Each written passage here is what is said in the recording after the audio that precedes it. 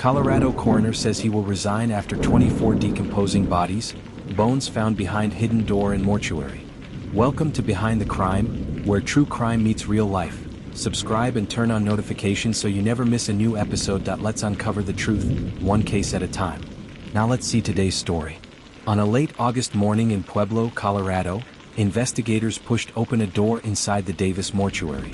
What they found behind it would haunt them for years. Rows of decomposing bodies, containers of bones, tissue sealed in jars, and the unmistakable stench of death that seemed to cling to the walls. Some of the remains, investigators later said, appeared to have been stored for more than 15 years. Hidden from public view, the dead had been left to waste in the shadows, and with them, the trust of an entire community began to rot. The man at the center of this macabre discovery was Brian Cotter, a familiar figure in Pueblo County. Cotter was not only a co-owner of Davis Mortuary but also the elected Pueblo County coroner, a position that placed him at the intersection of public trust and private grief. For years, families had handed over their loved ones to his care, expecting dignity and professionalism. Instead, authorities now say, dozens of those loved ones were stacked behind a secret door, their identities still unknown, their final journeys interrupted by betrayal. Cotter's downfall began quietly. State inspectors, responding to concerns about Davis Mortuary's operations, visited the building on August 20, 2025. What started as a routine compliance check quickly escalated into one of the most disturbing scandals the funeral industry has seen in years. Behind the mortuary's tidy facade, they found multiple bodies in various stages of decomposition, as though time itself had stopped inside the hidden chamber. By the end of the week, the Colorado Bureau of Investigation had revoked the mortuary's license and launched a sweeping investigation. When news broke, Pueblo was stunned. This was a community where Cotter's name was well known, where the mortuary had been a fixture for decades. Families who had placed their trust in the business now wondered if the ashes they kept on mantles or in urns were even real. Each revelation deepened the wound, 24 bodies in total, plus containers filled with bones and tissue. Some of the remains dated back more than a decade. The horror was not only in the secrecy but in the span of years across which it unfolded. The dead had been hidden long enough that entire families had grieved, moved on, and never imagined they might one day learn that their loved one had never been properly laid to rest. The human toll was immediate.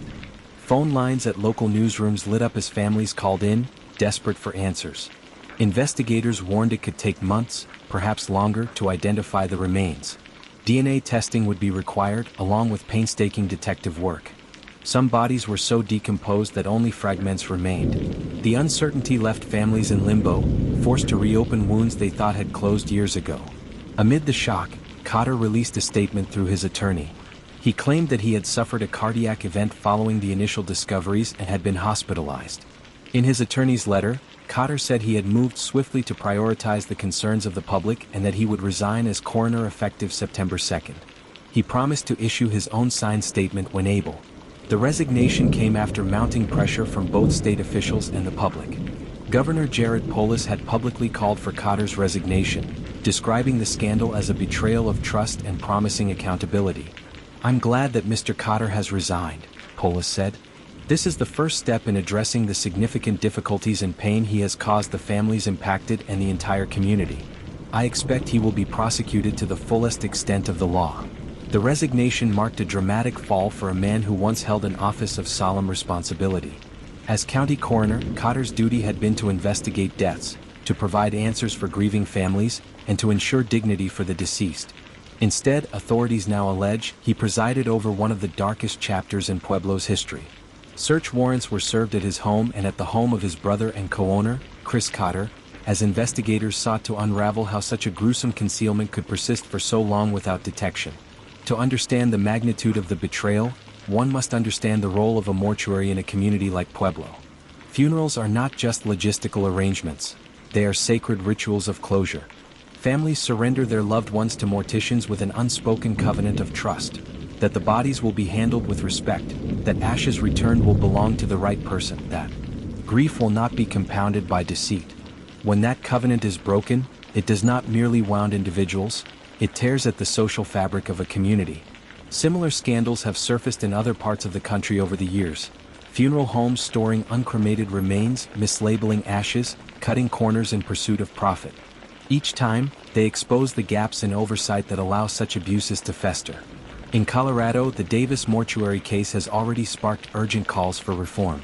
Lawmakers are asking whether existing inspections are rigorous enough, whether licensing standards should be tightened, and whether coroners, who are often elected rather than appointed, are given too much unchecked authority.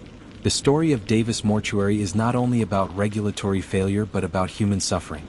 Imagine a family who believed they scattered their mother's ashes at her favorite fishing spot a decade ago. Now they must face the possibility that those ashes were nothing more than a substitute, that their mother's body may have been lying behind a locked door all this time. These are not just legal questions, they are questions of faith, ritual, and healing. As the investigation unfolds, Pueblo remains on edge. The identification of the bodies will be slow, forensic work painstaking.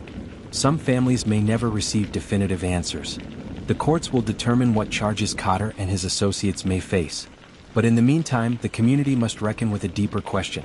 How do you rebuild trust when death itself has been betrayed? For now, Pueblo waits.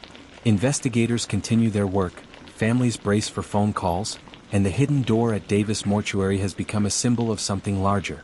It is a reminder of how easily trust can be buried, how long betrayal can stay concealed, and how, even in death, the truth will eventually come to light. And so the story lingers, not only in evidence rooms and court filings but in the living rooms of Pueblo County, where urns sit on mantles and families whisper their fears.